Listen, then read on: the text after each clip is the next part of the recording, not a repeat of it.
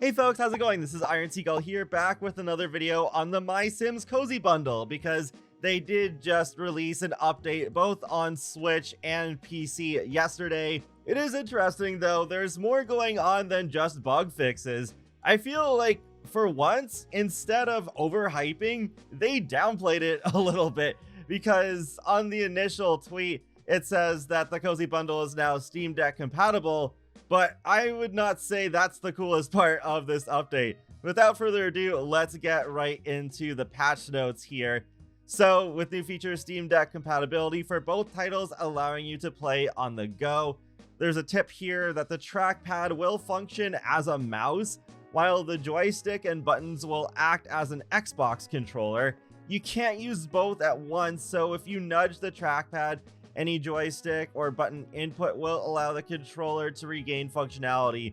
If you want to change controllers while playing on the Steam Deck, you will need to configure that within the deck itself to recognize a new primary controller. And MySims added the ability to move Sims into the garden area, opening up room for 8 new residents. That's really cool. I'm glad that there is more space to have more MySims characters in your town. And then in both MySims and MySims Kingdom, added 4 more skin tones for players to choose from, allowing for increased customization of your sim. Again, that's a great addition and good for representation. I mean, MySims came out during the Wii era, so there was like less representation in the Sims compared to now, so that's really great that they went back and did this. Also, for players on Steam, there are now MySims trading cards available.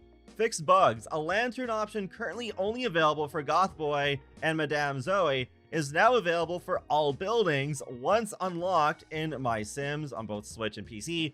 Multiple songs now loop in workshop and remodel modes in MySims. Resolve the soft lock if you invite a commercial sim to move in but then change your mind to invite another, leading to no one being able to move in. Hand and arm skin tones match the face on all outfits now in both games. Buddy and Lindsay's icons appear during island transitions in Kingdom. Fixed flickering visual glitch on Trevor's Island in Kingdom. Thanks to your feedback, we've been made aware of some discrepancies in the lighting and cutscenes. Adjustments have been made to Kingdom to ensure a more consistent experience in some of our characters from the original MySims game. Changes made in the garden now persist after leaving/saving on PC. Various memory and performance improvements to resolve crashes on PC. So that's it for all the features and bug fixes. However, what's really cool is they also gave some transparency into the development process. Why did these features take so long? These games are very old, built using old or custom systems that break if you look at them the wrong way. We are a small team working on these ports and patches and wanted to bring you the games first, knowing to make these features actually feel worthwhile, they would take some time to perfect.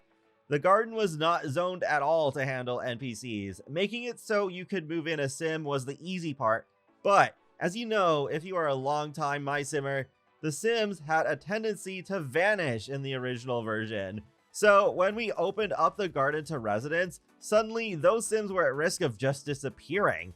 We also knew we couldn't just have Sims move in. We had to make the garden alive, allow for NPC routing and activities. Adding all of this to a place that was not set up to handle those events caused crashes, loading issues, stutters, all which we needed to remedy before releasing to you.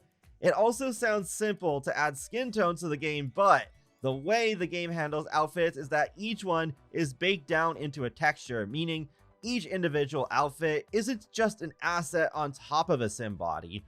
It's actually got the skin tones baked into it. As such, adding 4 new skin tones turns into creating over 1,000 new assets for all the outfits, which, how textures are compiled, would have made the game over double in size.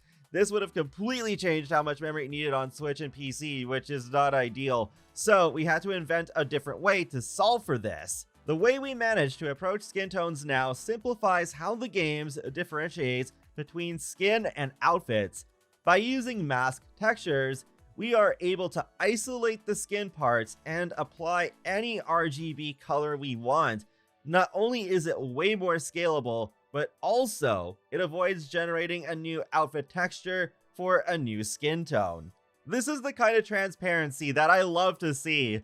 I remember when they released the Cozy Bundle on Switch, they said they were working on some bug fixes, and then I was not sure if we ever got those, because you know how sometimes if you leave your Switch off or in sleep mode for quite a while, and then you turn it back on, and then it tells you that, for example, it downloaded an update for Splatoon 3 and 3 other games, but then it doesn't tell you what the other 3 games were that it downloaded the updates for, so you're just left kind of confused. So I wasn't sure if maybe that's when it downloaded an update for MySims, but I guess that never happened because they needed all of this time to work on also having the garden in MySims be livable, and there was a more complicated process than you would expect for adding more skin tones to both MySims and MySims Kingdom. Funny enough, the timing for this update is really good because I was just getting ready to record a gameplay video for MySims Kingdom,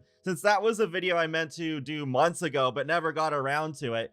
But now we have the Cozy Bundle on PC, so it's like, okay, with the original MySims, I released that gameplay video running on the Switch, and then now I can record MySims Kingdom on PC so that I have both versions covered. So that's really good how that works out.